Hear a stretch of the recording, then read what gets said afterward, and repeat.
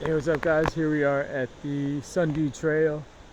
This Sundew Trail is on Scooter Peninsula in Acadia National Park. It's around 8:40 in the morning. Beautiful out here. You can still see all the fog. This fog tends to dissipate a little bit throughout the day, but it takes some time. But it's a perfect illustration of kind of how the water cycle works and how the coastal effect works. You could just feel the moisture down here, and you guys can see it as well. It's just amazing. So I'll give you a little walking tour. It was about a 7/10 of a mile hike to get here. It took me around 20 minutes. I stopped at a bunch of places like this to take pictures, just to kind of take in the views and everything.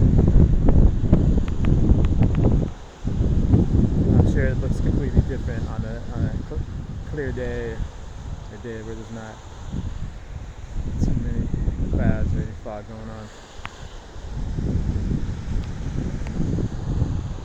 But it's just breathtaking. This is Mother Nature. So I've been on this trip. I'm trying to forest bathe. Forest bathing is just kind of surrounding yourself with nature. There's a lot of healing properties to forest bathing and just to kind of getting out in the woods. Grounding, there's a philosophy called grounding where you basically just walk around barefooted. So the simple act of your feet touching the ground, your bare feet touching the ground is healing and soothing. There's some medicinal powers to it in terms of your mental and emotional health.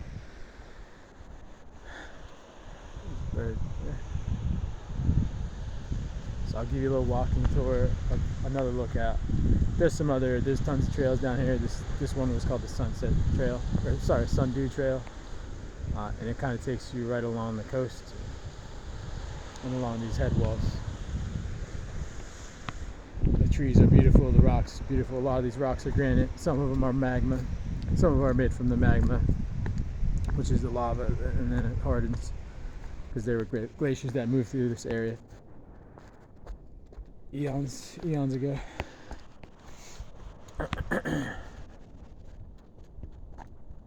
And they leave behind sediment. They create mountains, they create valleys, they create rivers, they create beautiful things like this, harbors. You can see there, some of this rock is granite, and then there's some rock is actually, if you differentiate here, some of this rock is black, and that's the molten rock. You could see this rock here, how it's a darker shade. That's an indication that this used to be molten lava at one point in time. See this black rock compared to rock like this, which is more this rock is more granite. And also some of this rock was left behind when glaciers moved. They leave behind sediment, but you can see here, this is like a really good illustration of that. Two different types of rock. One here is the granite. You see the granite rock, and then here you can see that this is molten rock, which came straight from the lava.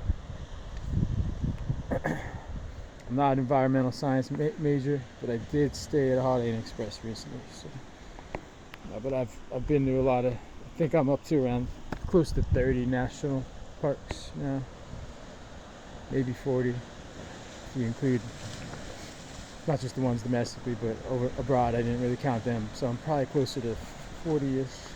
Who's counting? Doesn't matter. They're all beautiful. They're all different. They're all unique in their own regard. But here you can see this molten rock here, that black rock. You can see this chasm here, and you can see the granite rock here too. Some of the lighter colored rock. This is kind of low tide here area, around 8:45. But during high tide, this water will get up. Obviously, move up these rocks. I'm gonna show you one more look at it, and then I'm gonna sign off so that I can enjoy the views uninterrupted. This is a walking tour, guys. Walking tour of the Sundew Trail on Scudic Peninsula in Acadia National Park. I like doing these. I just started doing some driving tours, but I just started yesterday, or the past few days, I started doing my first walking tours. So I kind of want to do that when I travel. Do a little tour of, and I love the national park, so take you around, give you some comedic humor, some dry humor like Michael Scott from The Office. Hopefully it's funny, and show you some of the national parks, some of the things that I love. I can't get enough of national parks, so I'm just love to travel. I love different experiences and experiencing Mother Nature. So this is another look out here. And the trailhead I came from was right kind of over here. Here. And here it is, Sundew Trail. Give you one last look. And this cool little bench here. I'm gonna stand on this bench. I love this tree. This tree's just hanging out. He's got, like, if you're at a hockey game, he's got the seats. He's got the front row seats right behind the ice box, so you can talk to the players. He's got the best view. This guy paid a premium for his tickets. That tree over there is pretty rad. Good spot. But yeah, they get the great view, and they're right by the woods and the ocean, kind of in between. They can see all this water coming in, and they're close to the rocks. They're actually on the rocks, so they got the best of both worlds. Anyways, guys, this is Berto. I hope you enjoyed this little walking tour of these vistas here, right off of the Sundew Trail on the Scudic Peninsula. We're on the this is called Scudic. We're near Scudic Head, but this is the Scudic Peninsula here. Got a ton of beautiful trails. I actually like this side of the island a lot. Sorry, not the island, but I like this peninsula way better than the main island. The main island is called Mount Desert Island, and from that island you could drive up to the summit and see Cadillac. You could go to the Cadillac Mountain, and you can see all the harbors like Bar Harbor and French Harbor, but it's a little bit crowded. It's a little touristy, so you see like large groups of people up there snapping photos. I subscribe more to the philosophy of kind of like do the hike, and the journey is the destination. And when you do that, you get to these amazing views, and it's really serene and peaceful because there's no one else around to kind of bug you and annoy you. You can just enjoy these views all by your lonesome, or with like a friend or two. And I'd rather do that because you're just out there by yourself or with a small group with Mother Nature, instead of doing something a little bit more touristy where you have to drive to the top.